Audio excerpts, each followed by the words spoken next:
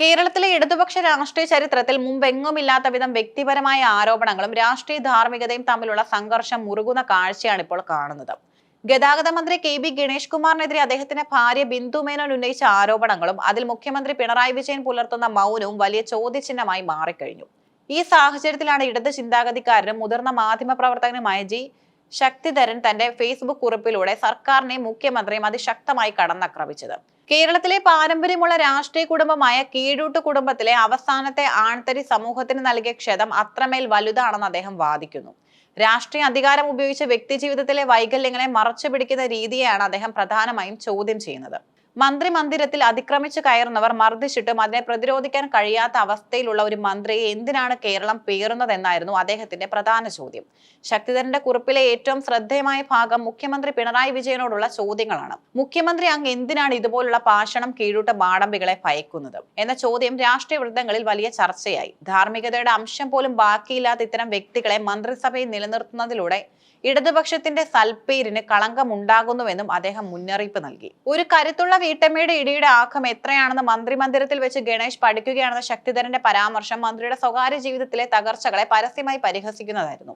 ഈ ആക്രമണങ്ങൾക്കും അവിഹിത ബന്ധങ്ങൾക്കും സാക്ഷിയാകേണ്ടി വന്ന മുഖ്യമന്ത്രിയുടെ മകൾ വീണ വിജയന്റെ ധർമ്മസങ്കടം പിണറായി കാണുന്നില്ലേ എന്ന ചോദ്യത്തിലൂടെ വ്യക്തമായ തലത്തിലേക്ക് കൂടി വിമർശനം നീളുന്നു.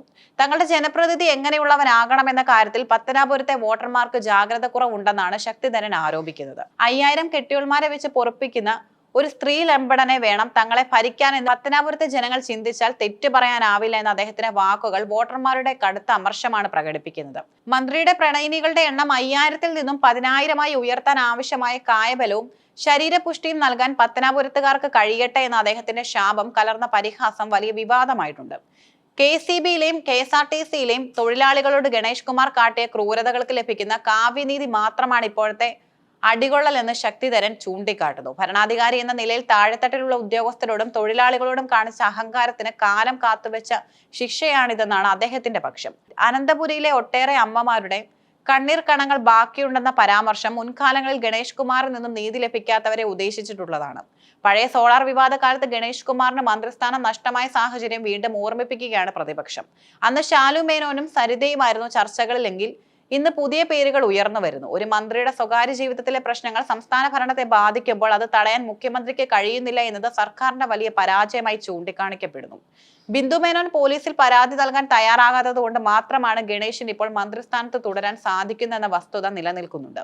ഗതാഗത മന്ത്രിയുടെ വാചകമടികൾ സർക്കാരിനെ കൂടുതൽ വെട്ടിലാക്കുകയാണെന്നാണ് CPM-ന്റെ വിലയിരുത്തൽ. ഇടതുപക്ഷം ഒന്നാകെ പാതാളത്തിലേക്ക് പോകുമ്പോഴും ഇത്തരം മാടമ്പികളെ സംരക്ഷിക്കേണ്ടി വരുന്നത് പാർട്ടി പ്രവർത്തകർക്കിടയിൽ പ്രതിഷേധത്തിനും കാരണമാകുന്നുണ്ട്. മേലിൽ വാക്കുകൾ സൂക്ഷിച്ചുപയോഗിക്കണമെന്ന കടുത്ത താക്കീത് മുഖ്യമന്ത്രി നൽകിയെങ്കിലും ഗണേഷിന്റെ ശൈലിയിൽ മാറ്റമില്ലാത്തത് പാർട്ടിയെ അലോസരപ്പെടുത്തുന്നു. കൂടാതെ മുഖ്യമന്ത്രിയുടെ മകൾ വീണ വിജയനും മുൻ DGP R ശ്രീലേഖയ്ക്കും എതിരെ ഇതിനിടെ പരാതികൾ ഉയർത്തിയത് ഗണേഷ് കുമാർ വിവാദത്തിൽ നിന്നും ശ്രദ്ധ തിരിക്കാനാണോ എന്നും ശക്തിധരൻ തന്റെ കുറിപ്പിൽ സംശയം പ്രകടിപ്പിക്കുന്നുണ്ട്.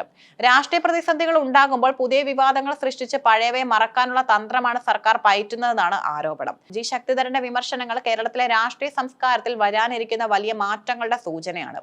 വ്യക്തിപരമായ ധാർമ്മികതയും പൊതുപ്രവർത്തനവും തമ്മിൽ വേർതിരിക്കാനാവില്ലെന്നും ഒരു ജനപ്രതിനിധി തന്റെ സ്വകാര്യ ജീവിതത്തിലും മാതൃകാപരമായ സ്വഭാവം പുലർത്തണമെന്നും അദ്ദേഹം ഓർമ്മിപ്പിക്കുന്നു. ഇടതുപക്ഷത്തിന്റെ ആദർശങ്ങളിൽ വിശ്വസിക്കുന്ന സാധാരണ സഖാക്കൾക്ക് സഹിക്കാൻ കഴിയാത്ത അധംപതനമാണിതെന്നും അദ്ദേഹം വ്യക്തമാക്കുമ്പോൾ അത് വെറും ഒരു പരിഹാസമല്ല, മറിച്ച് ഒരു രാഷ്ട്രീയ മുന്നറിയിപ്പാണ്. ഈ വിവാദം ഗണേഷ് കുമാറിന്റെ രാഷ്ട്രീയ ഭാവിയെ എങ്ങനെ ബാധിക്കുമെന്നും മുഖ്യമന്ത്രി എത്ര കാലം ഈ മാടമ്പി സംസ്കാരത്തെ സംരക്ഷിക്കുമെന്നും കേരളം ഉറ്റുനോക്കുകയാണ്. ഒട്ടേറെ അമ്മമാരുടെ കണ്ണീർ വീണ ഇവിടെ നിന്നും നീതിയുടെ അംശമെങ്കിലും വരും കാലങ്ങളിൽ ഉണ്ടാകുമോ എന്ന് കാത്തിരുന്നു കാണേണ്ടതാണ്.